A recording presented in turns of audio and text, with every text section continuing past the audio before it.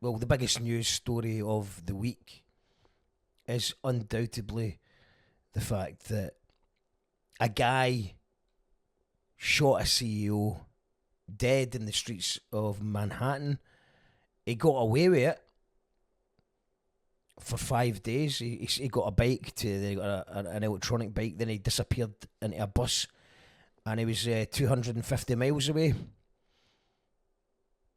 But he went for a Big Mac, and because he went for a Big Mac, he got caught with the murder weapon and a manifesto and a handwritten letter of guilt.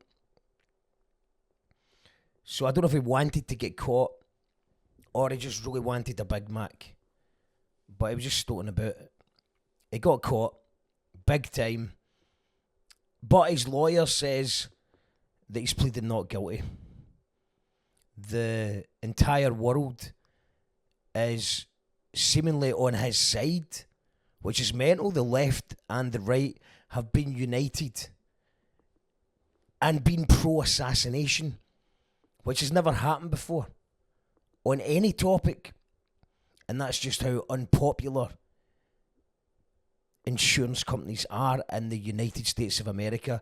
And it does affect us over here on the other side of the pond, because the way the NHS is going, this is our future that we have to look forward to, where you pay a lot of money for insurance, and then when you need the insurance, they reject your claim.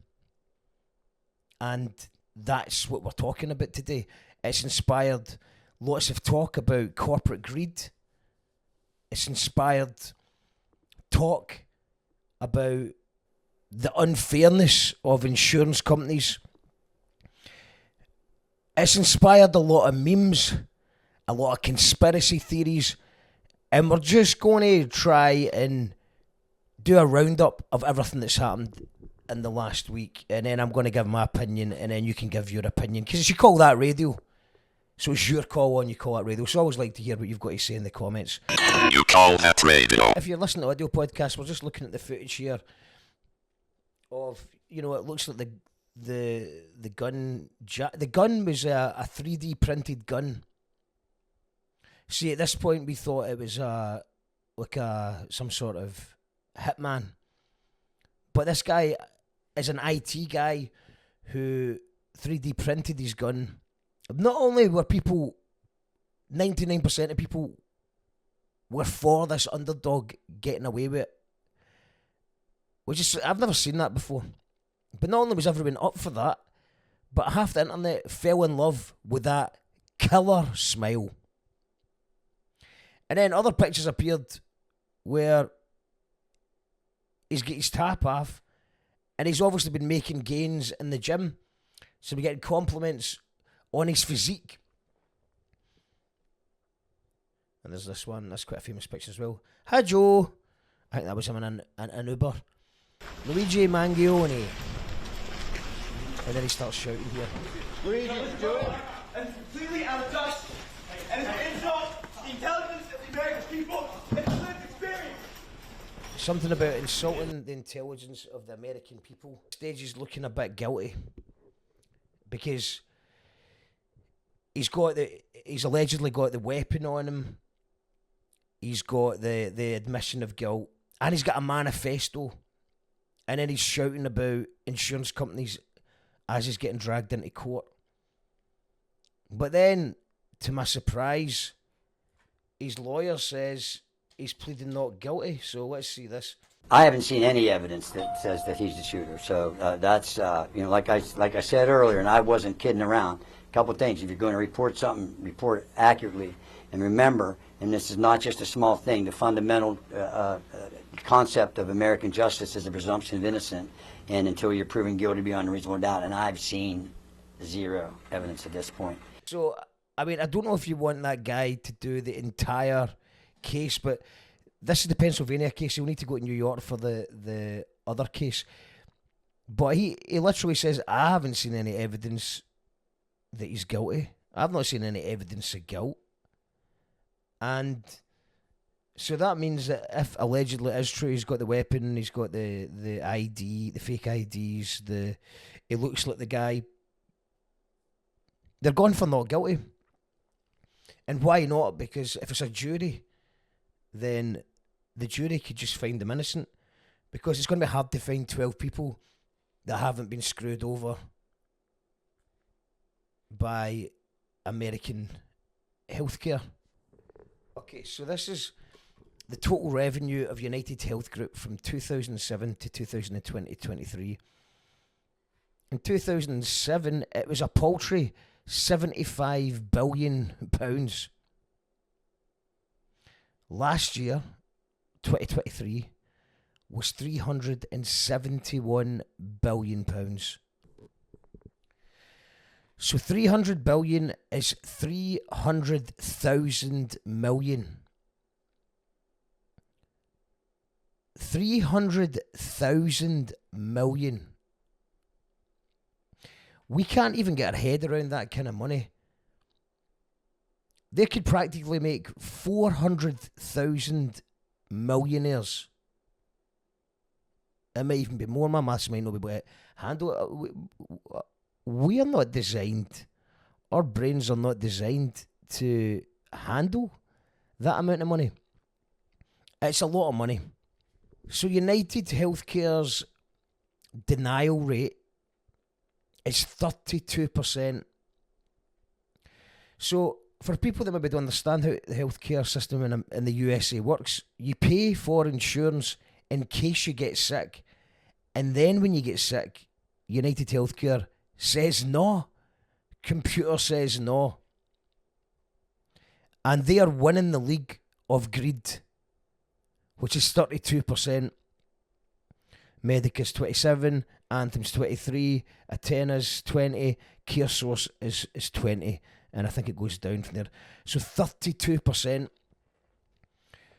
So Brian Thompson, the CEO that got shot, he would have been very popular with the shareholders because they're making almost 400 billion a year by rejecting 32% of the claims, which is claims from people who are paying a lot of money for insurance. As old Chris Rock joke says, insurance is in case shit happens.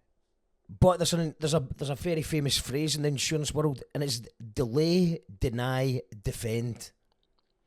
And the delay thing is the most horrible part of it, because if someone's really sick and you delay their claim and their appeal, then they're going to die anyway. It's disgusting. When you're rejecting over a third of the claims, then that means there's so many people who have either been involved in this, who have been knocked back in the past, or they've got friends or family members who have been ripped off and killed.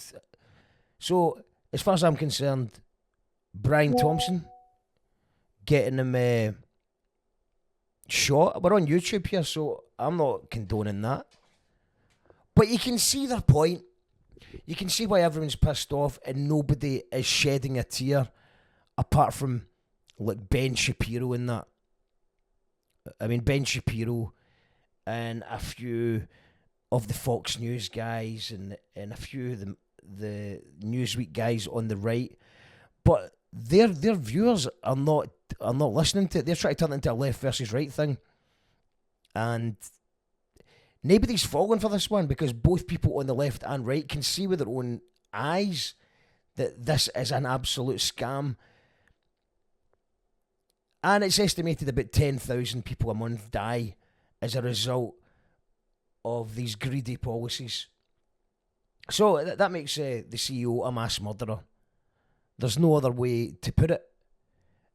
And that's why everybody's quite rightfully angry. And the positives that are coming from this is that everybody is now talking about a serious thing that the news would never touch in a million years. So, the positive effect of this assassination so far has been that everybody is talking about a very serious subject that affects everyone in the USA. The second thing that's happened that's positive is there was one of the healthcare providers was going to put a time limit on anaesthetising the patient. So they're saying no, that when doctors don't give you free anaesthetic, but they were going to say no, there's a time limit on that, which was going to cause a lot of pain to people and possibly death as well. So one of the healthcare providers was supposed to be bringing out this new rule last week, and they walked it back the very next day. They went, maybe this is not a good time to try and save a few pence on the pound since the whole world is watching. Thirdly, you've got CEOs taking their name off their websites. They're having to spend a lot more money in beefing up their security. And for the first time ever, these people, these millionaires, who normally have no consequences for their actions, are actually quite scared about what's going forward. And considering all the fear, considering they make all their money based off the fear of normal, hard-working Americans, I don't see that as a negative at all. The one thing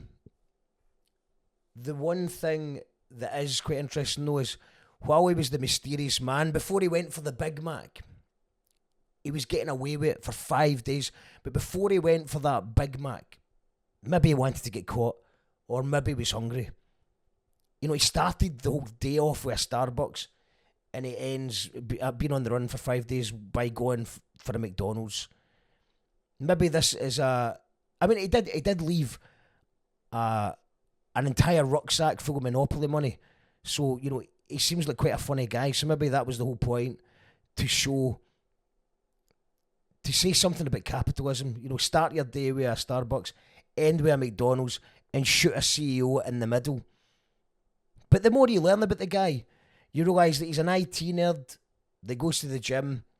You know, he shares things from Elon Musk. He read the Steve O book. All this stuff's coming out now. So it just seems like quite a normal middle class, well, upper middle class. I think his parents are very wealthy. I think that they own care homes and stuff like that. But it just shows you the power of a back injury. And I've had loved ones close to me screaming in agony during the back injury. But somebody with all this money at his disposal, all this, a big future, went to a fancy college and stuff like that. He felt the rage. He felt that enough was enough based on it. But I get the feeling that he just likes a Starbucks coffee and he likes a McDonald's. But healthcare's where he draws the line, and then he'll shoot the CEO. And so I think a lot of left people are like, well, maybe he's not the great left-wing hope that they thought he was. And people on the right wing are going, well, he's maybe not the QAnon patriot that they hoped he was. But I think that even though he seems a bit confused with what his point is and stuff like that, I think it's quite good, because this is not a person that you would normally profile to do something like this. And he just seems like a normal person in America with some confused political views. He thinks that's good, he thinks that's bad. I don't think that the majority of people are going to agree with him on the rest of his politics, but I think everyone will still be united against the fact that he shot a CEO because he had a sore back, but he might not have, because as his Better Call Saul lawyer said, he's pleading not guilty. And was it jury nullification it's called? Jury nullification, the process whereby a jury in a criminal case effectively nullifies a law by acquitting a defendant regardless of the weight of evidence against him or her. And my understanding is that could just be that they don't believe in the law, they don't believe in the way that the prosecution is attacking the defendant. And it's going to be hard to find. They're going to need to find 12 people that don't know about jury nullification, because that means they can just find them not guilty even if they think they did it. And that would be wild if that happened.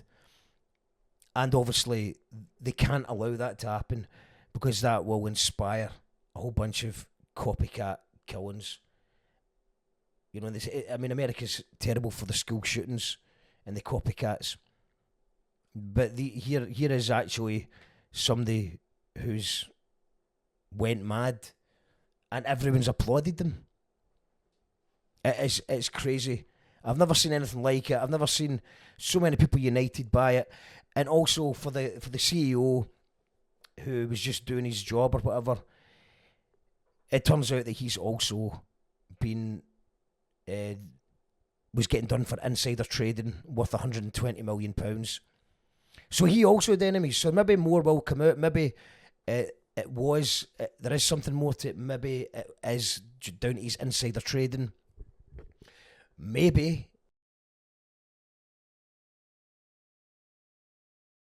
But that is absolutely terrible to even mention that. And it's crazy how bad the American system is now, is that there's people that are actually middle to upper class. They're getting a sore back, hurting their back, and just saying this isn't fair. And 3D printing a gun, taking out a CEO, and then just committing the perfect crime, disappearing for 5 days, and then ruining it by going into a McDonald's, and everyone knows McDonald's is full of grasses. And here I'm no perfect myself, do you know what I mean? I occasionally have a Big Mac. Sometimes when we're touring, we're on the road, you're hungry, your driver wants a Big Mac, and you're like, well, I'm going to have a Big Mac as well. But I try and avoid eating McDonald's, but sometimes there's no option, especially if you're travelling on the road. You know, there's no mo and paw shops on the motorway. You've got to pick McDonald's, Burger King or KFC. And even if you want to just get a sandwich for a supermarket, it's Sainsbury's or a Marks and Spencer's. There is no